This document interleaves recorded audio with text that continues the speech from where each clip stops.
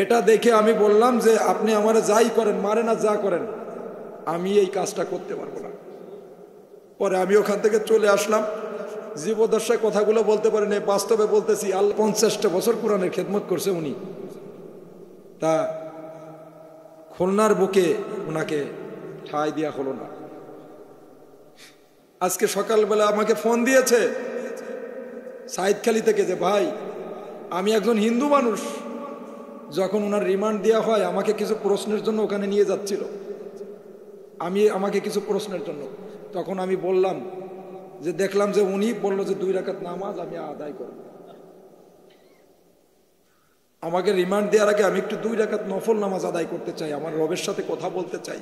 আমাদের কোরআনের পাখি আল্লামা দেরওয়ার হোসেন সাঈদী রাহিমাহুল্লাহ উনি বলছেন, তখন সিজদায় যে লং টাইম নিয়ে সিজদায় যাচ্ছে, উনি কি জন্য মনে মনে পড়তেছেন, বলতেছেন কার সাথে কথা বলতেছেন।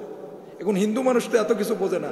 উনি বলছে আমি দেখলাম যে কার সাথে কথা বলতেছে, নিচু হয়ে জমিনে যে মাথা ঠেকাই দিয়ে কার সাথে কথা বলতেছে, চোখের পানি ছেড়ে দিয়ে। তখন এটা করার পরে কিছু সময় পরে আমি ভিতরে যাই, দেখলাম যে উনি হাত পা চতুর্দিকে এরকম টান টান হয়ে শুয়ে আছে, বেহুশ হয়ে আছে। আর মানুষটা তো 5 ফিট 11 ইঞ্চি মানুষ, ওই সময় উনি মানুষ হয়ে গেছে প্রায় 14 ফিটের মতো। এবং ওনাকে যে লাইট দেওয়া হয়েছে মনে হচ্ছে ওনার ওই লাইট থেকে ওনার চেহারার উজ্জ্বলতা আরো বেশি। এটা দেখে আমি বললাম যে আপনি আমারে যাই করেন, মারেন আর যা করেন, আমি এই কাজটা করতে পারবো না। পরে আমি ওখান থেকে চলে আসলাম। জীবদশায় কথাগুলো বলতে পারেন, বাস্তবে বলতেছি। আল্লাহর ওলির কথা, আল্লাহর ওলিরা দুনিয়া আসছিলেন জমিনটাকে চাষাবাদ করার জন্য, নাস্তিকদেরকে জমিন থেকে ধুলাই করার জন্য। আর সেই জামানায় আবু জাহেল পাশ করেছিল, وقال الذين كفروا لا تسمعوا لهذا القرآن والغوا فيه لعلكم تغلبون। আল্লাহু আকবার। এই পৃথিবীতে আবু জাহেল পাশ করেছিল, সুদ চলবে, ঘুষ চলবে, জেনা চলবে, ব্যভিচার চলবে, মদ চলবে, জুয়া চলবে, বেলি ডান্স চলবে, কিন্তু লা তাসমাউ লিহাদাল কুরআন, এই কোরআন চলতে দেওয়া যাবে না, কোরআন শুনতে দেওয়া যাবে না। আজকে কোরআনের মাহফিলগুলো যারাই বন্ধ করেছে বা করার চেষ্টা করে, সেই জামানায় কোরআনের হক কথা বললে আবু জাহেল এসে বাধা সৃষ্টি করতো সাঙ্গপাঙ্গ নিয়ে। আর এই জামানায় যারাই বাধা সৃষ্টি করে বুঝতে হবে ওই সমস্ত আবু জাহেলের রক্ত এদের শরীরে পোকামন, কথা বলো ঠিক কিনা? এই সমস্ত আবু জাহেলের কাছে মুমিন কখনো মাথা নত করতে পারে না, পারে না, পারে না। এই মতের পক্ষে রাজি আছি কারা কারা? 2 হাত তুলে আল্লাহকে দেখায়।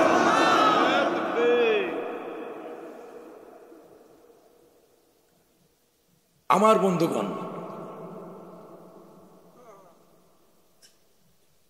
আজকে উনি একজন পীর সাহেব হুজুর, উনার গলায় ফু দিছিলেন, মাথায় ফু দিছিলেন, ফুরফুরার পীর সাহেব হুজুর। শুধু উনার না, আজকে আপনি যে পুলিশকারী মহিবুল্লাহকে দেখতেছেন, আপনারা পীর মুরিদির ঘোর বিরোধিতা করতে পারেন, আমি কিন্তু করি না। কেন করি না জানেন? এই জমিনটাকে চাষাবাদ করছে শাহজালালের পুণ্যভূমি, এটা শাহ মখদুমের পুণ্যভূমি, এটা খান জাহান আলী রহমতুল্লাহ আলাইহি বাগের একটা জমিনটাকে চাষাবাদ করছে। একদিকে বাতিলের বিরুদ্ধে জিহাদ করছে, আর একদিকে বড় বড় পুকুর খনন করছে, মসজিদ নির্মাণ করে মানুষের পানির সমস্যার সমাধান করছে। সুবহানাল্লাহ বলে। এরকম অসংখ্য পীর আউলিয়া এই জমিনটাকে চাষাবাদ করছে। যদি পীর আউলিয়াদের তাদের কথা যদি আপনারা অস্বীকার করেন তাহলে হবে না। কারণ এই কণ্ঠে ফু দিয়েছিলেন আল্লামা জোনায়েদ বাবনগরী হুজুর।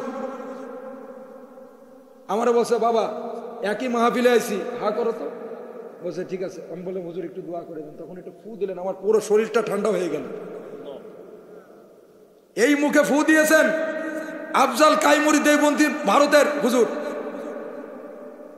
এই মুখে ফু দিয়েছেন, এই কণ্ঠে ফু দিয়েছেন। মুরাদনগর মাহফিল করছিলাম আজ থেকে আরো 10 বছর আগে, Pandugarh Muradnagar Comilla. Global university vice chancellor doctor Saeed Sakkar Jamal আর হুসাইনের রেফাই সাহেব এই কণ্ঠে ফু দিয়েছেন। মনে হলো হাত পা কাঁচা মাটির মতো। গ্লোবাল ইউনিভার্সিটি, লেবাননের ভাইস চ্যান্সেলর গ্লোবাল ইউনিভার্সিটি, এই কণ্ঠে ফু দিয়েছেন। এই কণ্ঠে ফু দিয়েছেন সাতক্ষীরার জামাতে ইসলামের নায়েবে আমির মুহাদ্দিস আব্দুল খালেক সাহেব, এবং কোরআন তেলাওয়াত শুনে পুরস্কৃত করলেন। এই কণ্ঠে ফু দিয়েছেন অসংখ্য আল্লাহওয়ালা লোক। তারা দোয়া করছেন, ইউরিদুনা লিইউতফিউ নূরাল্লাহি বিআফওয়াহিহিম ওয়াল্লাহু মুতিম্মু নূরিহি ওয়ালাউ কারিহাল কাফিরুন। তারা আল্লাহর জ্বালানো প্রদীপকে নিভিয়ে দিতে চায়, কিন্তু আল্লাহ বলছে কখনোই সম্ভব না। এই প্রদীপকে আমি জ্বালিয়েছি, এর হেফাজতকারী আমি পুলিশ হতে পারি, আমার ব্যাকগ্রাউন্ড সমস্ত জায়গায় মাদ্রাসা সার্টিফিকেট, আমার চাকরি, আমি কোনো কিছুকে একমাত্র আল্লাহ ছাড়া আল্লাহর জমিনে কাউকে ভয় করি না। আমি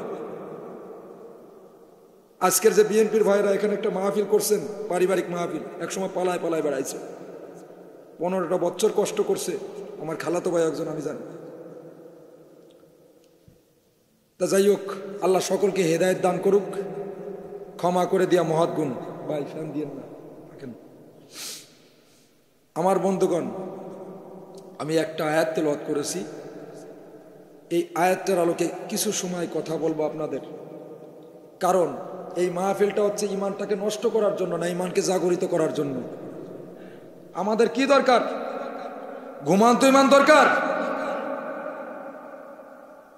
ঘুমান্ত ইমান যদি দরকার ছিল, তাহলে তো সাহাবারা ঝাঁকে ঝাঁকে জিহাদের ময়দানে 313 জন নিয়ে এরকম হাজার হাজার 1000-এর বিরুদ্ধে লড়াই করতেন না। তারা কি ভয় পাইছেন? মুমিন চলতে হবে ইমান দিয়ে। আমাদের ইমানটা কেমন লাগবে? মজবুত ইমান। কেমন ইমান? মজবুত ইমান। আলহামদুলিল্লাহ।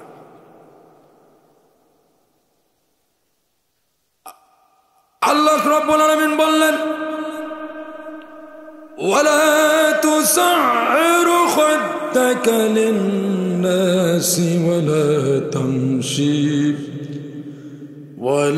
তামশি ফিল আরদি মারহান ইন্নাল্লাহা লা ইউহিব্বু কুল্লা মুখতালিন ফখুর। জোরে বলি আল্লাহু আকবার। রব্বুল আলামিন বললেন, ওয়ালা তামশি ফিল আরদি মারহান ওয়ালা তুসাইরু খাদ্দাকা লিন-নাস। অহংকারের বশীভূত হয়ে মানুষকে অবজ্ঞা করো না। কি করো না? ওয়ালা তুসাইরু খাদ্দাকা লিন-নাস, অহংকারে বশীভূত হয়ে মানুষকে অবজ্ঞা করো না। ওয়ালা তামশি ফিল আরদি মারহান, আমার জমিনে গর্বভরে পদাচরণ করো না, অহংকার করো না। আল্লাহ পাক রব্বুল আলামিন পরিষ্কার ভাবে জানিয়ে দিচ্ছেন, ইন্নাল্লাহা লা ইউহিব্বু কুল্লা মুখতালিন ফখুর। জোরে বলি আল্লাহু আকবার। রব্বুল আলামিন পরিষ্কার ভাবে বলে দিচ্ছেন, নিশ্চয়ই আমি কোনো দাম্ভিক, কোনো অহংকারীকে ভালোবাসি না। আমার বন্ধুগণ, এই আসমান কার? এই জমিন কার? আমরা কার? এই সমস্ত কিছু কার? তাহলে আল্লাহর এই জমিনে আইন চলবে কার? আল্লাহ। রব্বুল আলামিন পরিষ্কার ভাবে বলে দিচ্ছেন, আমার জমিনে অহংকার করবি, হিংসা করবি, মানুষের উপরে জুলুম করবি, নির্যাতন করবি, চেয়ার নিয়ে অবৈধভাবে ক্ষমতা নিয়ে আজীবন টিকে থাকতে চাবা, কিন্তু আল্লাহ পাক রব্বুল আলামিন পরিষ্কারভাবে বলে দিচ্ছেন, এই দুনিয়াটা এই সমস্ত দাম্ভিক, অহংকারী এবং নাস্তিকদেরকে আমি সামান্য সময়ের জন্য অবকাশ দিয়েছি। যেদিন আমি ঘুড়ির সুতা ধরে টান দেব, সেদিন ঘুড়ি আর আকাশে উঠতে পারবে না। কথা বলেন ঠিক কিনা? খোঁজ পাওয়া যায় না। কথা বলেন ঠিক কিনা? এটা আমাদের বাংলাদেশে নাই, বাইরের দেশে আছে এটা।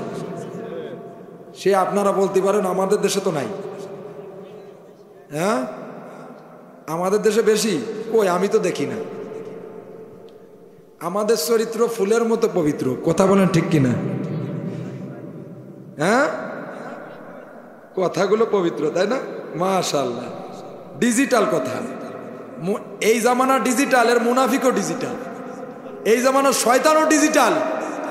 এই জামানার যেগুলো নারী আছে তারাও ডিজিটাল। আর আমরা যারা হুজুর আছি আমরাও ডিজিটাল। কথা বলেন ঠিক কিনা? যুবকরাও ডিজিটাল, এই জামানার বাচ্চারাও ডিজিটাল।